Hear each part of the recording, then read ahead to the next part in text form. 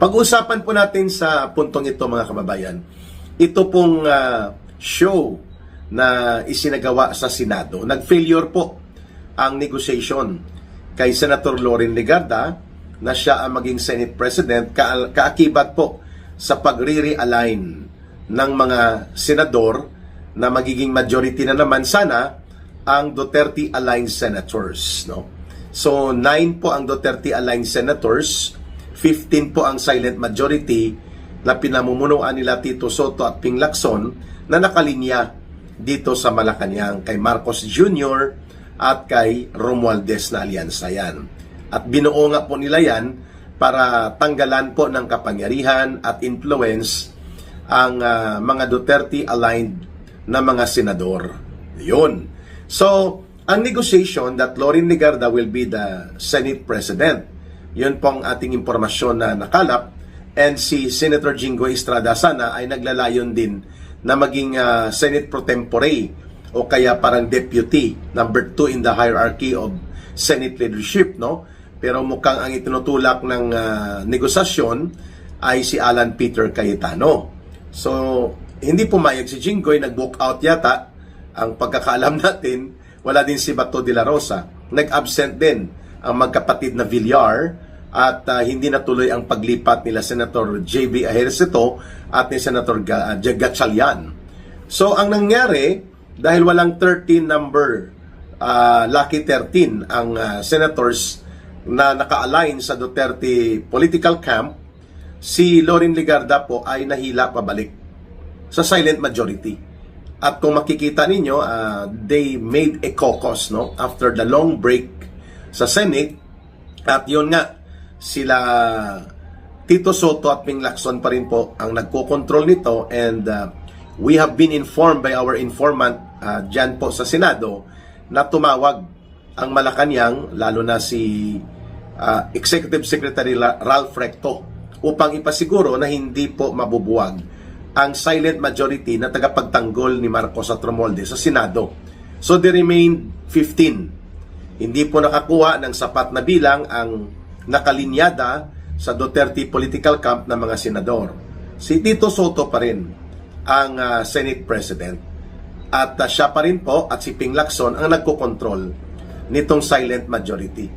Pero sabi ko nga, sa isang live stream ko the other day o the other night, kahit sino pa man sa kanila, dyan sa Senado, wala pang may naglakas loob na manindigan at magpahayag that it was indeed Marcos who is the mastermind and the co-mastermind and the main conspirator is Martin Romualdez.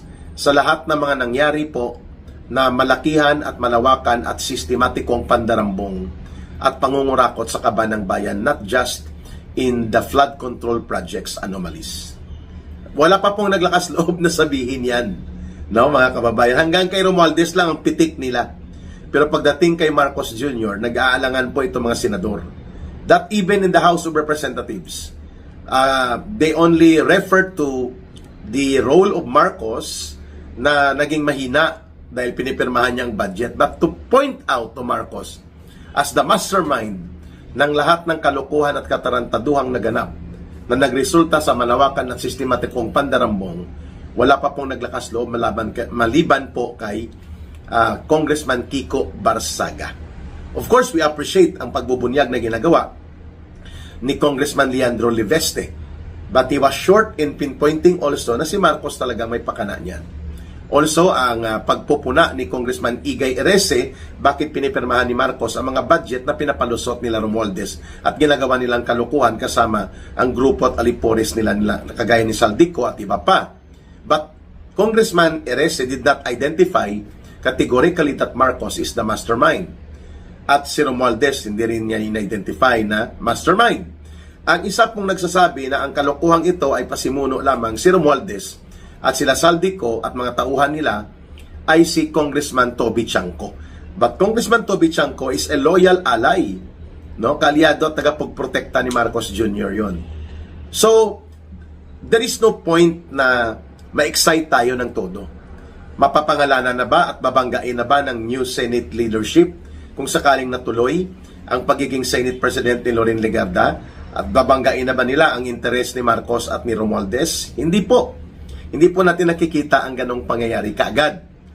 Because the Senate, majority of the senators ay iwas pusoy at nag-aantay kung ano po ang kahihinatnan ng lumalawak. Ngunit hindi pa ganon ka tudulakas na pag-develop ng protest movement ng taong bayan sa kanilang pagkagalit sa role ni Marcos at nila Romualdez bilang punong kriminal na salarin sa pagpapalaganap at pagpapatupad ng sistematiko at malawakan na pangungulimbat at pandurubo sa kaban ng bayan. Inaantay pa po ng mga senador na ito kung magde-develop ba ang people power. Kaya nga iwas posoy muna sila.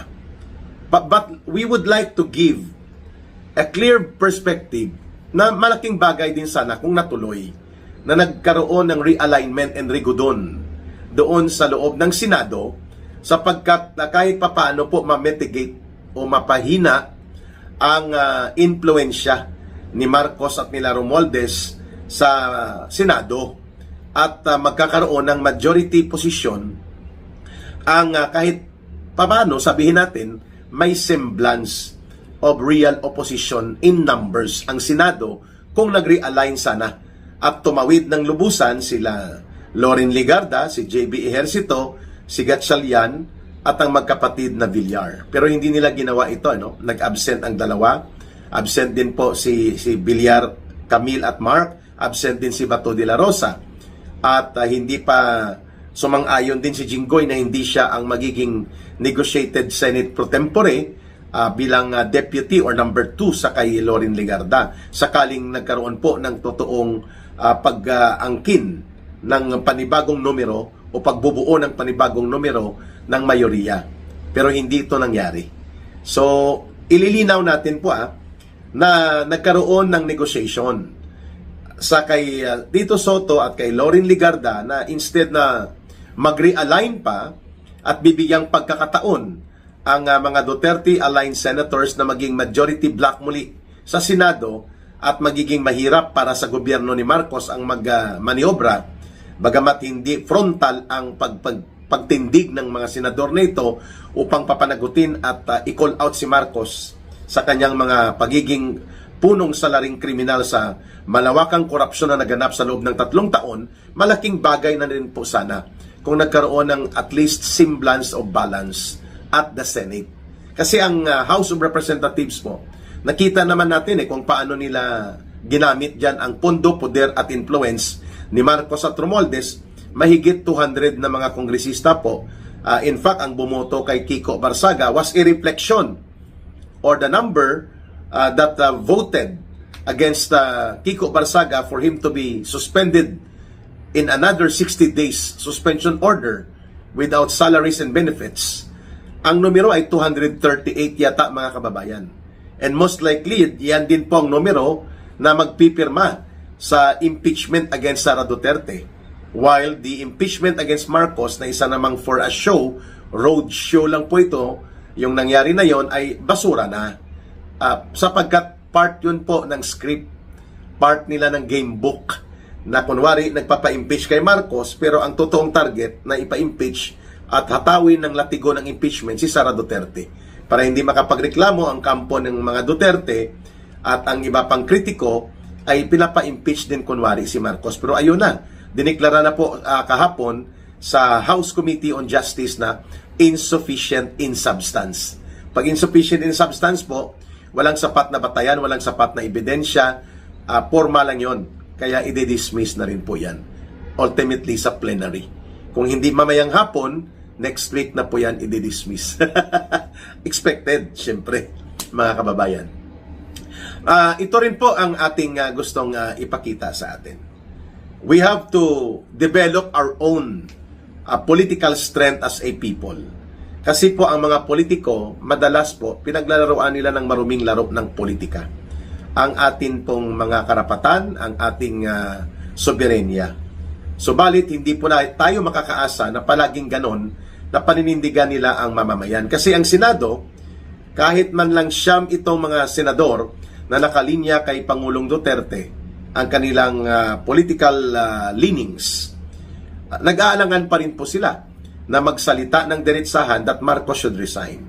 And Marcos should go, including Romualdez, because sila po ang punong salaring kriminal na nagpasimuno kung bakit naging sistematiko, organisado at malawakan po ang korupsyon at pandarambong in the last 3 years na naupo po sa administrasyon at gobyerno itong si Marcos at si Romualdez. Bakit?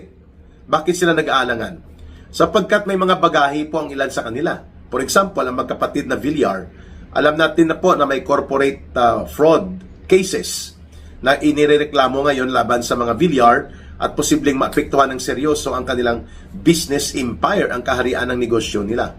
So what would you expect kay Camille at Mark Villar? Siyempre, unahin nila ang kanilang economic and business interest ng pamilya nila, hindi po ang kapakanan ng taong bayan. That is why silent sila ngayon na bumatikos ng largahan laban kay Marcos at kay Romualdez sapagkat may bagahe sila. Nakinabang sila sa ilang mga proyekto na mapuno din at batbat ng anomalya. And that is the truth, mga kababayan. Bagamat naging kaalyado sila ng mga Duterte. Pangalawa, si Jinggoy Estrada, si Chis Escudero, at saka si Joel Villanueva. They are being pinpointed by some witnesses like Engineer Henry Alcantara and Undersecretary Bernardo na nakinabang sila by the hundreds of millions of pesos sa mga kickback sa mga infra projects, including flood control projects na puno ng anomalya. Yun. So, they cannot go all out to stand categorically laban sa pagdideklara kay Marcos na siya ay pinakapinunong kriminal na salarin as mastermind. At ang co-conspirator at kanyang kapwa mastermind ay si Romualdez. Sapagkat itong mga kahit nasa minority bloc, so-called Duterte-aligned senators na binanggit ko, Joel Villanueva, Chis Escudero, Jinggoy Estrada, at supposedly itong magkapatid na Villar na nakinabang ng todo during the administration of former President Duterte, they are adamant, worried, and they are tentative, nag-aalangan na tumaya na ipanawagan na ang tudong atake at pagbubunyag laban kay Marcos Jr. at kay Martin Romualdez sapagkat sila ay may mga bagahe.